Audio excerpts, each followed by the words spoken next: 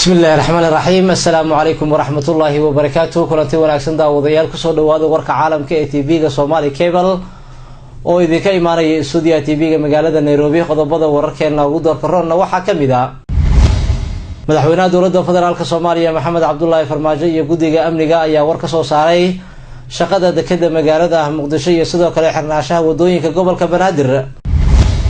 gudoomiyaha xisbiga mucaaradka ee wadanina waxa uu ku eedeeyay xukuumadda Somaliland inay hoos u dhigtay maqaamkii Somaliland ee ka joogtay caalamka. boqor burhaan boqor muuse waxa uu sharaf iyo soo dhaweyn u sameeyay in ka badan 60 qoraa oo ka qayb galaya bandhiga buugaagta ee Garowe.